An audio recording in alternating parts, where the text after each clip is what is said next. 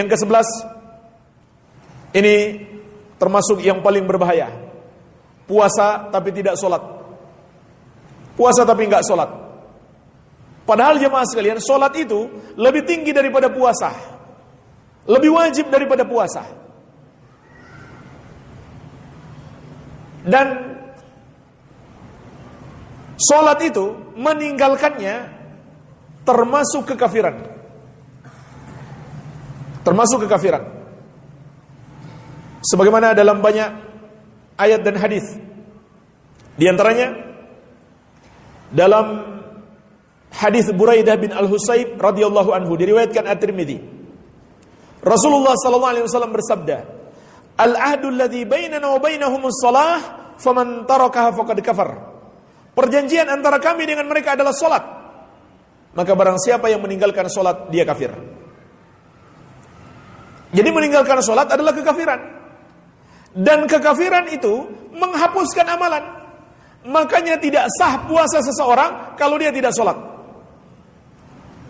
Allah berfirman, "Wa may yakfur bil imani." Surat Al-Maidah ayat ke-5. Dan barang siapa yang ingkar kepada keimanan, kufur terhadap keimanan, faqad habita amaluhu wa huwa fil akhirati minal khasirin. Maka sungguh terhapuslah amalannya dan dia di akhirat kelak termasuk orang-orang yang merugi. Juga surat At-Taubah ayat ke-54, "Wa ma mana'ahum an tuqbala minhum nafaqatuhum illa annahum kafaru billahi wa birasulih." Tidak ada yang menghalangi diterimanya salat mereka, tidak ada yang menghalangi diterimanya sedekah mereka kecuali karena mereka kafir kepada Allah dan Rasulnya. Jadi nggak ada gunanya beribadah. Sama saja sedekah, puasa, salat. Kalau melakukan kekafiran, maka ibadah terhapus, tidak diterima. Tidak diterima. Jadi meninggalkan salat adalah kekafiran. Maka orang yang puasa tanpa salat, puasanya tidak sah atau tidak diterima oleh Allah Azza wa Jalla. Karena meninggalkan salat adalah kekafiran. Bahkan orang yang salatnya hanya di bulan Ramadan, kemudian setelah bulan Ramadan dia kembali tidak salat, maka puasanya selama bulan Ramadan bahkan semua amal ibadahnya terhapus. Kenapa?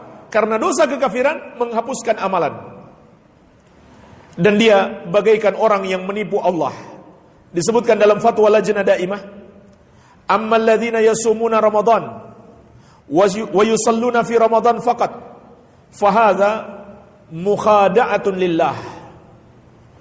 Adapun orang-orang yang berpuasa di bulan Ramadan dan salat di bulan Ramadan saja, maka ini adalah usaha untuk menipu Allah. Walaupun tentu dia tidak akan bisa menipu Allah, tapi seakan-akan dia ingin menipu Allah.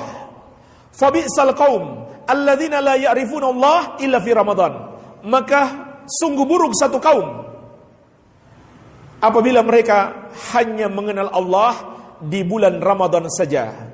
Fala yasihu lahum siyamu ma'a tarkihim as-shalah fi ghairi Ramadan. Maka tidak sah puasa mereka apabila mereka meninggalkan salat di selain bulan Ramadan. Karena meninggalkan salat adalah kekafiran. Kekafiran menghapuskan amalan. Baik. Maka jemaah sekalian, harus kita nasihati saudara-saudara kita yang masih belum melakukan salat agar mereka menjaga salat. Salat lebih penting untuk dijaga daripada puasa.